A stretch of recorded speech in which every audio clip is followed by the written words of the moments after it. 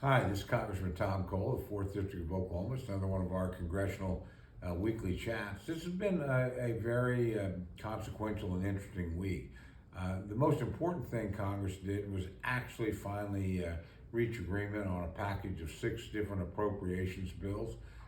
Those bills will fund a significant part of the federal government. There's still 6 more to go. We did it ahead of our March 8th deadline, so it's the first time we've met one of these deadlines.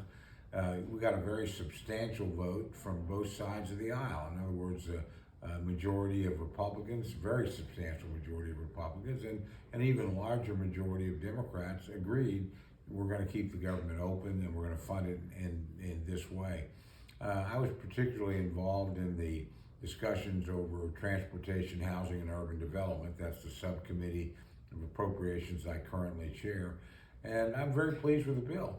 Quite frankly, that particular bill, we all agreed on both sides of the aisle, safety first, so that we made sure that every agency in charge of making sure that there's safe travel in the air, safe travel on railroads, safe travel on our roads, got fully funded and robustly funded and with increases in several areas. Second, we made a commitment to the FAA, Federal Aeronautical Agency, to train 1,800 more air traffic controllers, to modernize our technology and our infrastructure in terms of air travel. And of course, that's hugely important in Oklahoma because we have the Mike Monroney Aeronautical Center in Oklahoma City. That's where we train air traffic controllers. So there's significant investment there, job creation, job opportunities.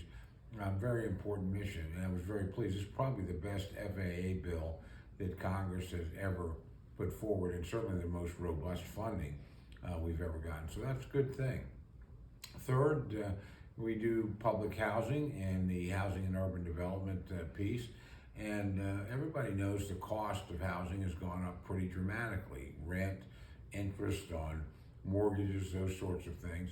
So we were concerned that we would not have sufficient resources to actually make sure nobody in public housing was lost their home. And we were able to do that. Now we had to make some tough decisions elsewhere in the bill, move some money around. But again, we arrived at a bipartisan compromise to make sure that people that needed help keeping a roof over their heads and their families' heads got the help they needed. So proud of that. Finally, we had the most significant increases in tribal housing and tribal roads, literally in history. Tribal housing on reservations is particularly underfunded. Housing conditions are usually the worst.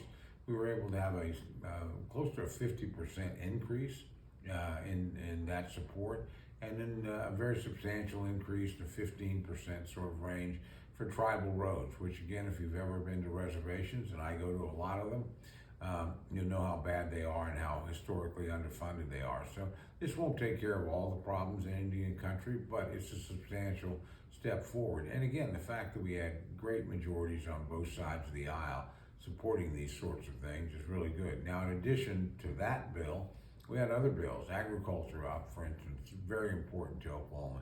Energy and water. Anything with energy and water in the title are important to Oklahoma. But that's a bill that we also use to maintain our nuclear deterrent and stockpile. So very important there. Veterans and military construction, extremely important. Oklahoma has one of the highest veterans populations in the country. We actually put in $2 billion more than President Biden requested. I was really proud that the Republican Party stepped up to help our veterans.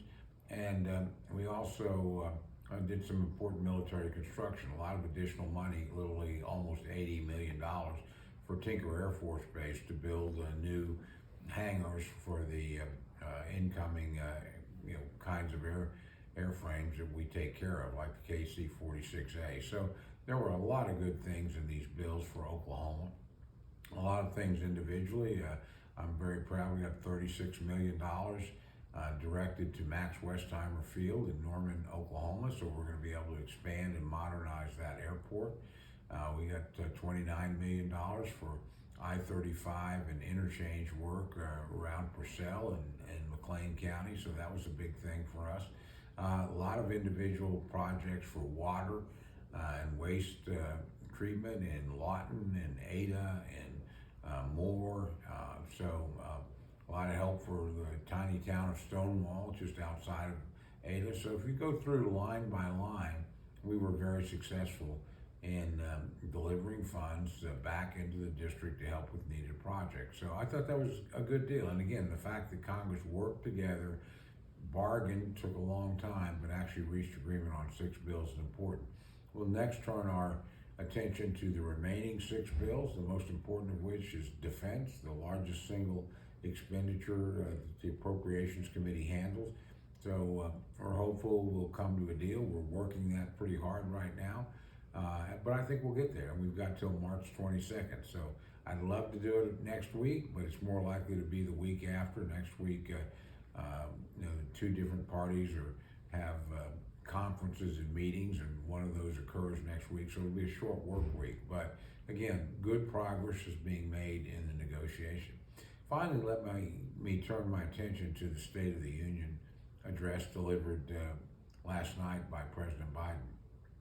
I've had the privilege of sitting on the floor for 4 different presidents delivering State of the Union addresses.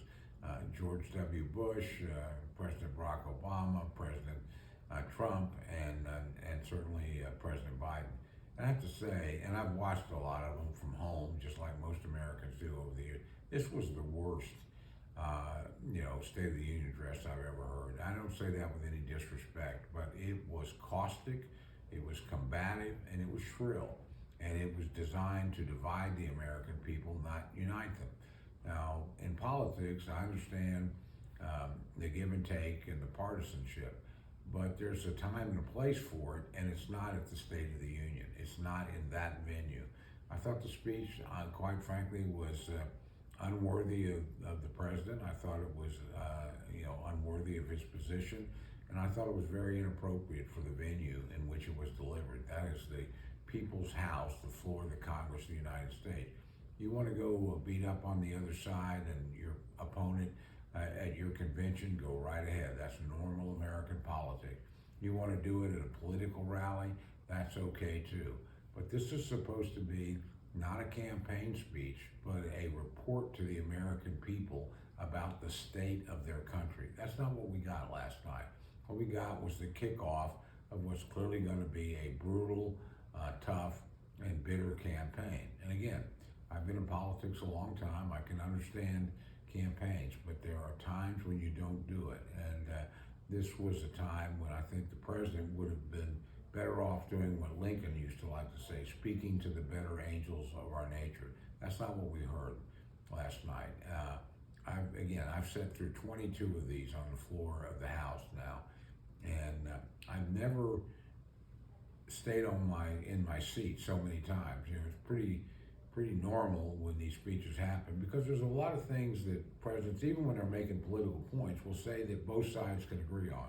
So both sides get up and cheer, because we're cheering as Americans, and we're cheering about some accomplishment of the country or something. We didn't have a lot of that last night. I hardly got on my feet, because almost everything was a political jab, either at the president's opponent or at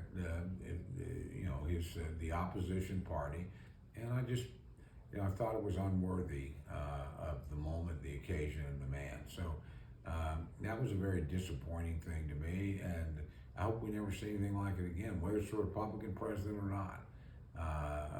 It's just not the way to do a State of the Union address. So whoever bright idea this was in the White House, and that's where these things are written and manufactured, they need to remember they're working in the White House. And while they're there, they're working for all the American people. And there are occasions like this that we need to do better. And I know the president can do better. I hope going forward he will do better. Again, got no problem if he wants to go after Republicans and go after former President Trump at the Democratic National Convention. That's a great place to do it. Or if he's at a political rally, that's a great place to do it. But this is the capital of the United States. This is the Chamber of Commerce. of Congress. And this is the place where we have to both work together to get anything done. I saw us work together this week, passing those 6 appropriations bills. That was not an easy thing to do, but we got it done, and it was good for veterans, and it was good for infrastructure, and it was good for water projects, and it was good for our country. We found common ground. It was good work in the Interior bill for Native Americans. And to have a week where we did that, followed by a speech like we heard last night, that was disappointing. So hopefully we'll do better. Hopefully the president will do better. But the next big objective, again, is to get those appropriations bills done. I think we can do that. I think we've got some momentum. I've been talking to my Democratic colleagues on the Appropriations Committee about the areas we can agree and invest in, the areas, honestly, where we can cut back in because we spend too much money up here. And there's certainly some places we can do that. And there are certain places that we did that in the package of bills that got passed this week. Actually, this is the first time in over a decade where we've cut non-defense, non-veterans discretionary spending. So we increased defense in the bill that's coming up. We increased veteran spending substantially, but we cut everything else other than Homeland Security, which is yet to be acted upon.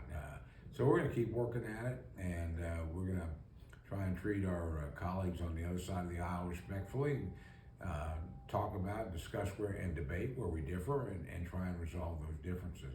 I wish we'd have seen more of that last night from the president, but I hope we see more of it as we work through, because at the end of the day, we've got to pass these bills through a Republican House, we've got to pass these bills through a Democratic Senate, and a Democratic president has to sign them. So that's a give and take process, and my experience is when you vilify your opponents relentlessly, it makes it very hard to get much done in terms of legislative progress.